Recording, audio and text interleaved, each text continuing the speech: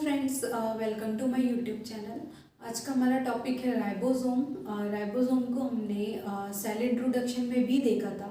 ये एक small organelle होता है जो कि सेल की साइटोप्लाज्म में प्रेजेंट होता है और राइबोसोम का काम होता है प्रोटीन की सिंथेसिस करना। तो इस वीडियो में हम डिटेल में स्टडी करेंगे कि राइबोसोम क्या होता है, इसका स्ट्रक्चर कैसे होता है, प्रोटीन सिंथेसिस कैसे करता है और इसके क्या फंक्शन होते हैं।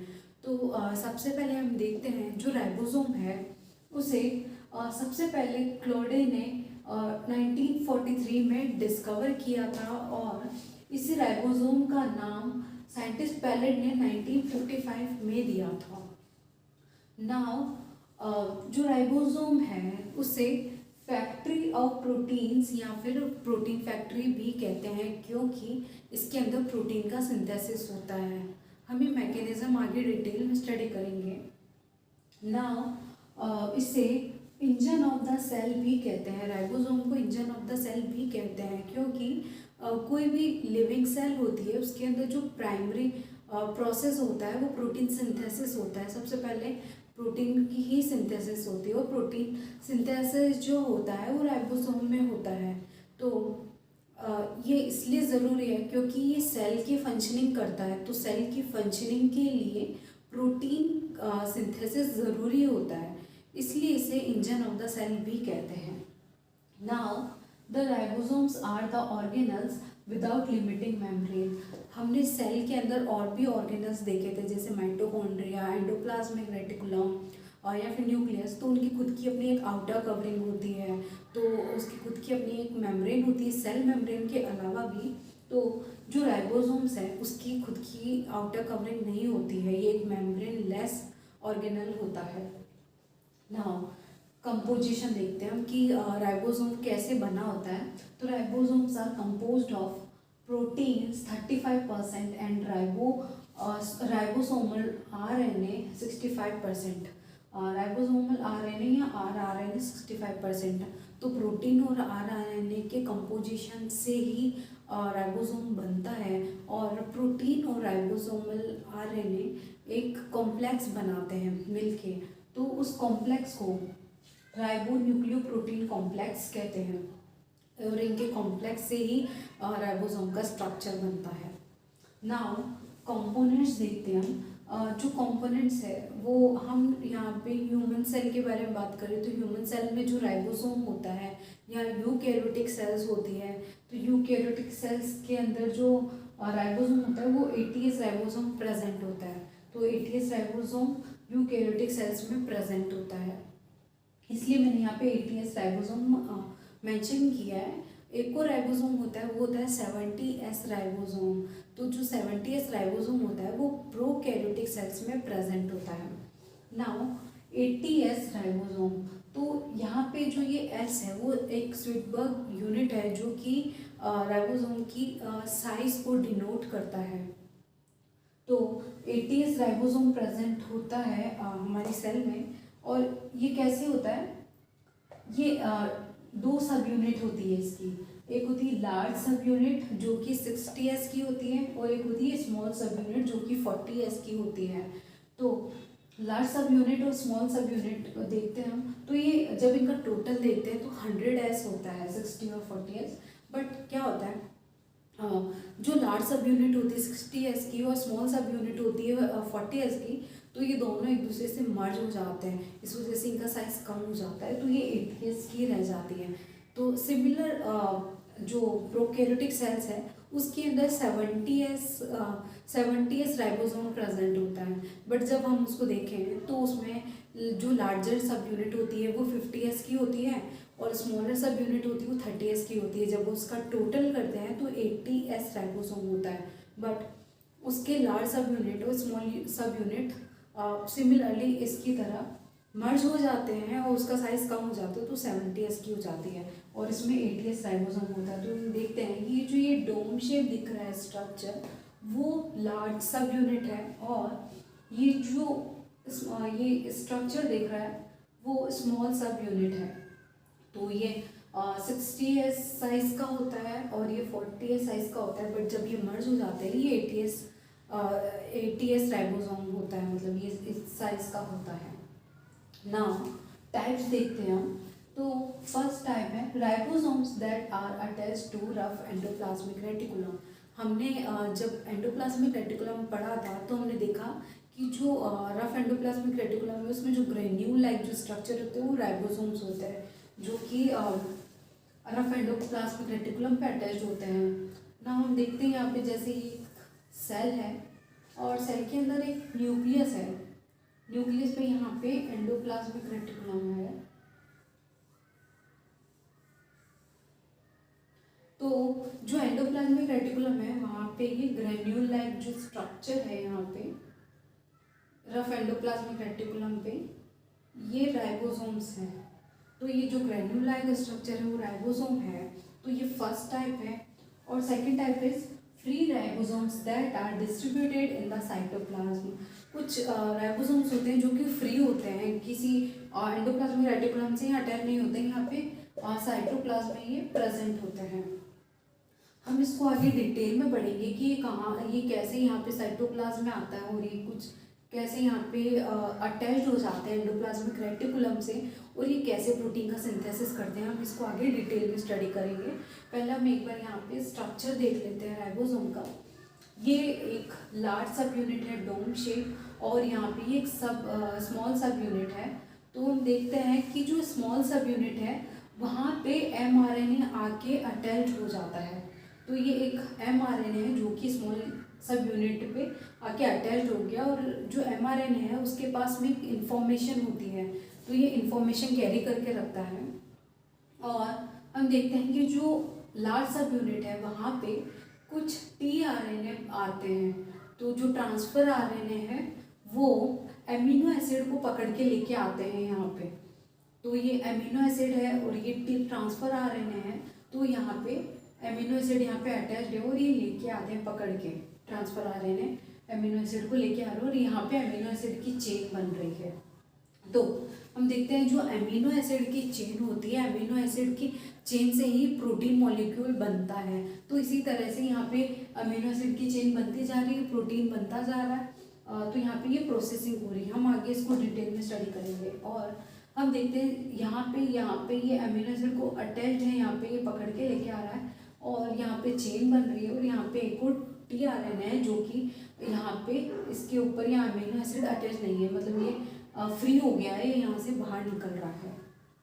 नाउ राइबोसोम का स्ट्रक्चर और फंक्शन देख लेते हैं कि कैसे स्ट्रक्चर बनाता है, कैसे ये फंक्शन परफॉर्म करता है जिससे कि प्रोटीन सिंथेसिस होता है।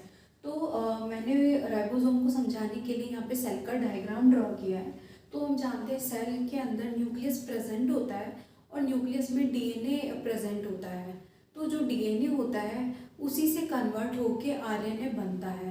तो डीएनए से आरएनए बनता है, और आरएनए जो होते हैं वो 3 टाइप्स के होते हैं। आरएनए, राइबोसोमल आरएनए, या फिर एमआरएनए या मैसेंजर आरएनए, या फिर टीआरएनए या ट्रांसफर आरएनए। मैं आपको आरएनए इसलिए बता रही हूँ क्योंकि आरएनए की हेल्प से ही प्रोटीन का सिंथेसिस होता है। तो ये न्यूक्लियस में प्रेजेंट होता है। नाउ हम देखते हैं जो न्यूक्लियस है उसके अंदर एक और स्ट्रक्चर न्यूक्लियोलस प्रेजेंट होता है। तो जो न्यूक्लियोलस है उसी के अंदर राइबोसोम का सिंथेसिस होता है। तो जो राइबोसोम है वो न्यूक्लियोलस में सिंथेसिस होंगे। फिर क्या होता है, ये जो राइबोसोम है यहाँ पे अभी असेंबल नहीं होते हैं ये, तो ये राइबोसोम यहाँ पे न्यूक्लियोप्लाज्म में आ जाते हैं। जो फ्लूइड होता है न्यूक्लियस के अंदर प्रेजेंट उसे न्यूक्लियोप्लाज्म कहते हैं। तो ये राइबोसोम यहाँ से न्यूक्लियोप्लाज्म में आ जाते हैं, और न्यूक्लियस की जो मेम्ब्रेन होती है वहाँ पे कुछ पोर्स प्रेजेंट होते हैं। तो राइबोसोम में स्पोर्स से बाहर आ जाते हैं, यहाँ पे जो साइटोप्लाज्म है उसमें आ जाते हैं। तो अभी भी ये असेंबल नहीं होते हैं यहाँ पे। ये असेंबल तब होते हैं जब सेल में मैग्नीशियम आयन की कॉन्सेंट्रेशन ज़्यादा होती है, या फिर प्रोटीन को बनाना होता है या प्रोटीन सिंथेसिस की ज़रूरत होती है, तब ये असेंबल होते हैं। तो यहाँ तो ये साइटोप्लाज्म में असेंबल हो जाते हैं, या फिर ये रफ एंडोप्लाज्मिक रेटिकुलम पे आके असेंबल होते हैं। तो ये राइबोसोम है यहाँ पे। नाउ हम राइबोसोम को यहाँ पे स्ट्रक्चर देखते हैं एक बार। तो हमने अभी देखा था जो राइबोसोम है उसकी डोम शेप जो स्ट्रक्चर है वो लार्ज सब यूनिट होती है, और यहाँ पे जो केप लाइक स्ट्रक्चर है उससे स्मॉल सब यूनिट कहते हैं। तो इसके 2 सब यूनिट हैं। फिर क्या होता है, जो स्मॉल सब यूनिट होती है उसके ऊपर mRNA आ जाता है। जो mRNA होता है वो भी यहाँ से पोर से बाहर आके साइटोप्लाज्म में आ जाता है। देन जब प्रोटीन सिंथेसिस करना होता है तब ये आके राइबोसोम पे अटैच हो जाता है। तो ये mRNA आके यहाँ पे अटैच हो गया स्मॉल सब यूनिट पे। तो जो mRNA होता है वो मैसेंजर RNA है, तो इसके ऊपर कुछ मैसेज होता है या इंफॉर्मेशन होती है जो कि ये मैसेज को ट्रांसपोर्ट करता है। ये ट्रांसपोर्ट किसको करता है, tRNA को। जो ट्रांसफर RNA होता है लार्ज सब यूनिट पे प्रेजेंट, उसको ये मैसेज ट्रांसपोर्ट करता है। तो mRNA के ऊपर हम देख सकते हैं यहाँ पे कुछ मैसेज होते हैं, तो ये tRNA को ये मैसेज पहुंचाता है, या मैसेज या फिर इंफॉर्मेशन या सिग्नल देता है, जो कि जो ट्रांसफर RNA होता है उसको रीड करता है। हाँ, तो हम देख सकते हैं यहाँ पे जैसे ये जो मैसेज है वो 3-3 के होते हैं ग्रुप में, तो ये ट्रिपलेट बनाता है, तो इसे ट्रिपलेट कहते हैं या फिर कोडॉन कहते हैं। तो ये 3-3 के ग्रुप में होता है, तो 3-3 के ग्रुप में ही एक कोड वर्ड बनाते हैं, मतलब एक पर्टिकुलर इंफॉर्मेशन बनाते हैं। तो जैसे ये कोडोन है, ये इसे कोडोन या फिर ट्रिपलेट कहते हैं। तो जो ये कोडोन है, जैसे यहाँ पे मैंने दे रखा है GGC, ये एक टाइप का कोडोन है। जो GGC होता है वो एक पर्टिकुलर मैसेज देता है, मतलब कि जैसे GGC है वो प्रोलीन को कोडित करता है, प्रोलीन। तो प्रोलीन को कोडित करता है, मतलब ये जो प्रोलीन है यहाँ पे एक कोड वर्ड है। इसका मतलब ये कि जो प्रोलीन है वो एक पर्टिकुलर अमीनो एसिड का मैसेज देता है, मतलब ये tRNA को मैसेज देता है कि आपको एक पर्टिकुलर अमीनो एसिड लेके आना है for a particular protein synthesis. एक पर्टिकुलर अमीनो एसिड लेके आएगा और क्या करेगा, इसकी वजह से एक पर्टिकुलर प्रोटीन का सिंथेसिस होगा। तो GGC यहाँ पे प्रोलीन को कोडित करता है, और जैसे CCA जो होता है वो ग्लाइसिन को कोडित करता है। तो ये एक कोड वर्ड होता है, कोड वर्ड या इंफॉर्मेशन होती है जो कि tRNA रीड करता है और वो एमिनो एसिड को लेके आता है। तो जैसे ये tRNA है, यहाँ पे ये एमिनो एसिड इस पे अटैच होता है, तो ये एमिनो एसिड को लेके आता है।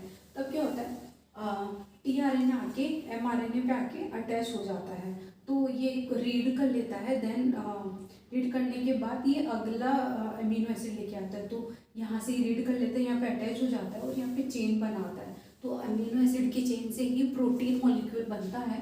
देन ये चेन बना के ये अमीनो एसिड दे के यहाँ पे रीड करके फ्री हो जाता है।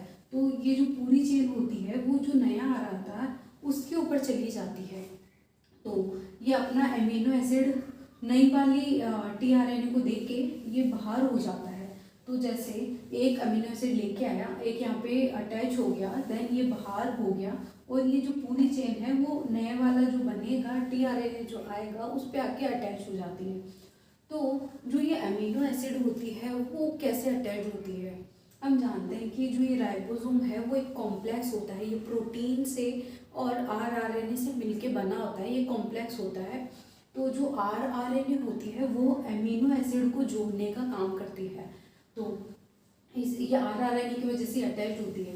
तो ये प्रोटीन ये अमीनो एसिड की चेन अगले वाले पे चली जाएगी, एक आता जाएगा, देन यहाँ पे अटैच होगा, फिर ये चेन ये यहाँ से बाहर निकल जाएगा और ये चेन जो नया वाला tRNA आता है उस पर जाके लग जाती है।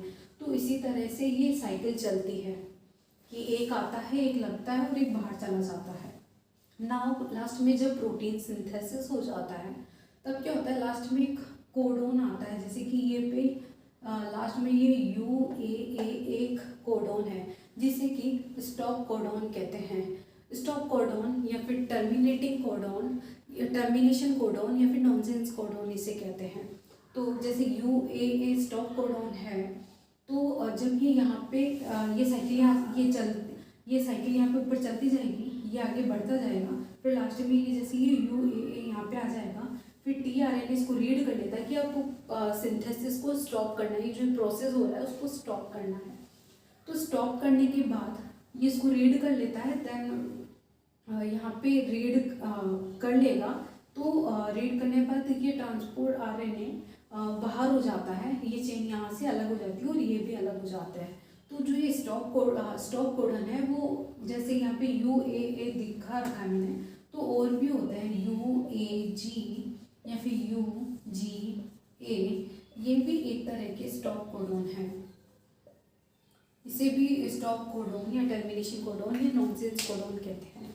तो यहाँ पे अगर UAA आया या फिर UAG आया या UGA आया तो tRNA यही रीड करेगा कि अब इस प्रोसेस को स्टॉप करना है, देन ये भी प्रोसेस को स्टॉप करके ये भी बाहर हो जाएगा, ये अमीनो एसिड की चेन भी अलग हो जाएगी और ये भी अलग हो जाते हैं। तो इस तरह से प्रोटीन का सिंथेसिस होता है। Now mechanism of protein synthesis, हमने अभी फंक्शन में देखा था कि राइबोसोम होता है वो प्रोटीन सिंथेसिस का फंक्शन करता है और वो कैसे प्रोटीन को बनाता है, तो हमने भी देखा था, लेकिन मैं अभी एक बार डायग्राम से शो कर रही हूँ कि इसका मैकेनिज्म कैसे होता है।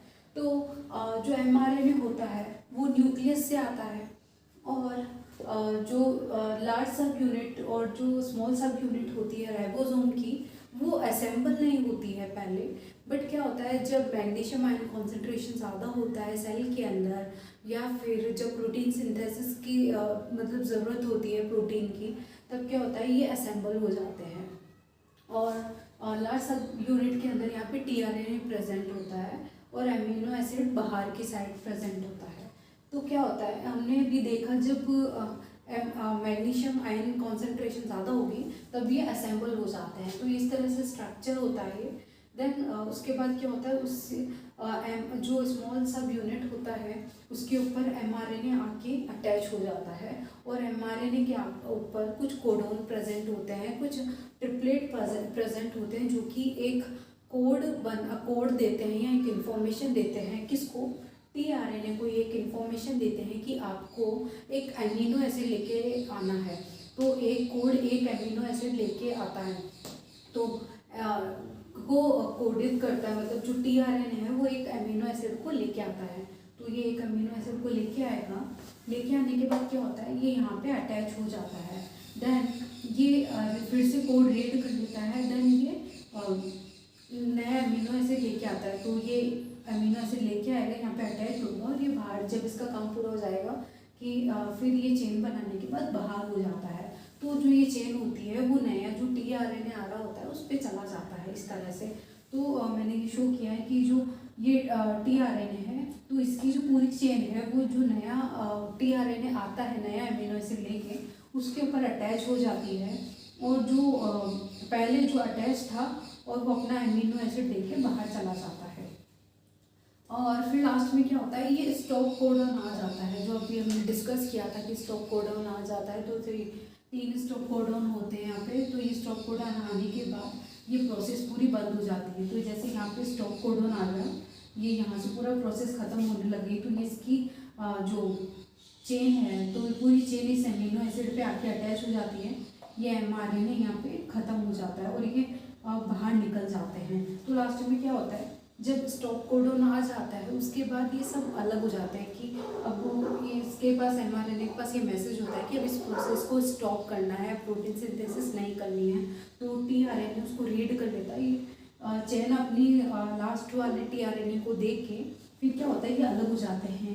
ये tRNA बाहर चला जाता है, ये mRNA अलग हो जाता है, ये जो है चेन बनती है अमीनो एसिड की वो अलग हो जाती है और जो ये सब यूनिट्स हैं वो भी अलग हो जाते हैं। तो हम यहाँ देख सकते हैं कि चेन अलग हो गई है, mRNA अलग हो गया है, ये सभी स्ट्रक्चर होते हैं वो अलग हो जाते हैं। तो इस तरह से पूरा मैकेनिज्म होता है।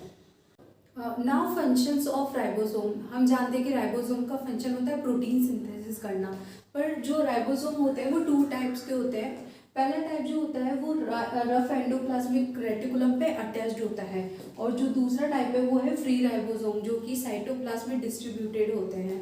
तो जो राइबोसोम रफ एंडोप्लाज्मिक रेटिकुलम पे अटैच्ड होते हैं उसका क्या फंक्शन होता है, ये एंजाइमेटिक प्रोटीन बनाता है कि एंजाइमेटिक प्रोटीन्स बनाएगा और हार्मोनल प्रोटीन्स बनाता है, ये लाइसोसोमल प्रोटीन बनाता है और proteins of the cell membrane, जो सेल मेम्ब्रेन के अंदर प्रोटीन होता है वो ये बनाता है ना। जो फ्री राइबोसोम होता है वो क्या फंक्शन परफॉर्म करता है, ये बनाता है प्रोटीन्स ऑफ हीमोग्लोबिन। हम जानते हैं हीमोग्लोबिन जो होता है, जिसका हीम पार्ट होता है आयरन और जो ग्लोबिन पार्ट होता है वो होता है प्रोटीन। तो हीमोग्लोबिन का जो प्रोटीन होता है वो फ्री राइबोसोम्स बनाते हैं।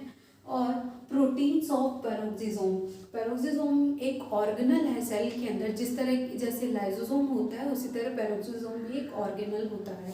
तो जो लाइसोसोम होता है उसका काम होता है कि जो भी सब्सटेंस होता है लाइसोसोम के अंदर वो उसको डाइजेस्ट कर लेता है, लेकिन जो पेरोक्सिसम होता है वो उसको कैटेलाइज करता है। जैसे कि हाइड्रोजन पेरोक्साइड होता है, हाइड्रोजन पेरोक्साइड उसको ये कैटेलाइज कर लेता है इनटू वाटर एंड ऑक्सीजन में।